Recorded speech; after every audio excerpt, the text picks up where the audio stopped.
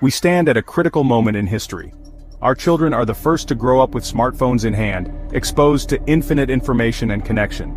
But this constant connectivity is reshaping their developing minds in ways we can no longer ignore. This is not about parenting styles or generational gaps, it's a data-driven crisis. Research from Harvard and others shows young brains are being rewired by relentless screen exposure. Fast, stimulating content trains the brain to crave instant rewards, weakening attention, deep thinking, and impulse control. The developing brain, like a young tree, grows toward the most consistent stimulation. Today, that's the flicker of a screen. The barrage of notifications and hyper-stimulating apps creates a cognitive environment at odds with healthy development. This isn't about blaming technology, but recognizing its powerful, unintentional role in shaping our children's minds. We are trading deep, focused thinking for shallow, rapid-fire processing, without our children even realizing it. This silent rewiring is happening one tap, one swipe, one notification at a time. At the heart of this crisis is dopamine, the brain's reward chemical. Modern digital products hijack this system, delivering small hits of dopamine with every like, follower, or game level. Children, whose impulse control is still developing, are especially vulnerable to these engineered feedback loops. Features like infinite scroll and autoplay are designed to keep them hooked, exploiting their developing brains. The result? Cravings, loss of control, and withdrawal symptoms when devices are taken away, mirroring clinical addiction. The digital world becomes their main source of excitement, crowding out real-world activities and relationships. This isn't a failure of willpower, but a predictable response to supernormal stimuli. The very tools marketed for learning and connection are built on psychological manipulation. Even tech creators admit to restricting these products for their own kids. They know the risks. Our children are the subjects of a massive, uncontrolled experiment in behavioral engineering, and the architects of this experiment profit from every moment of their attention. The neurological changes and addictive patterns are fueling a global youth mental health crisis. 1 in 7 adolescents lives with a diagnosed mental disorder. Suicide is now a leading cause of death for young people. This surge in distress coincides with the rise of smartphones and social media.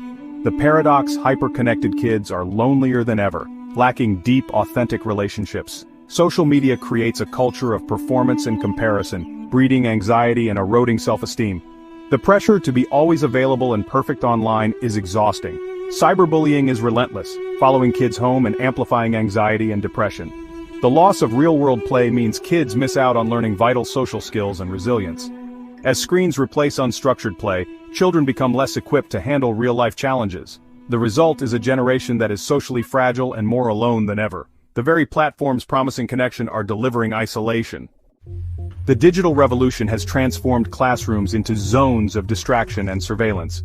Laptops and tablets, meant for learning, often become gateways to games and social media, fracturing students' attention. Teachers now compete with algorithms for students' focus, making deep learning nearly impossible. Multitasking is a myth.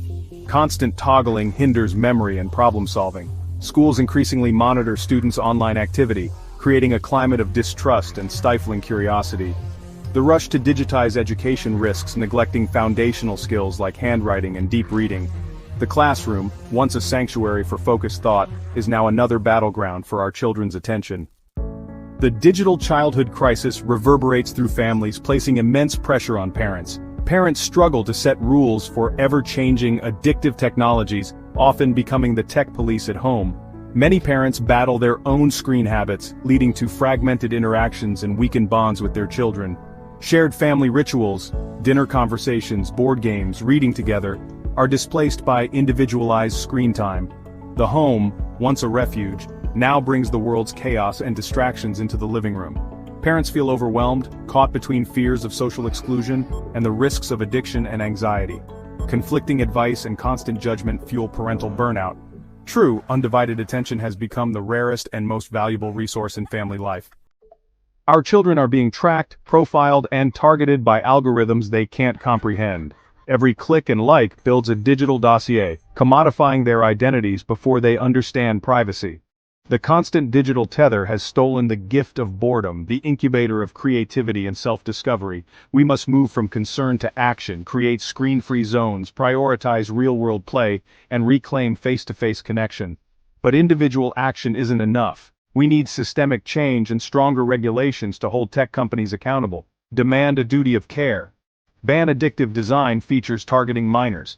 This is a message of hope. We can empower our children to master technology, not be mastered by it. Teach them resilience, critical thinking, and the freedom to be bored, to play, to connect in person. The future of a generation depends on the choices we make now. Let's choose to give them back their childhood.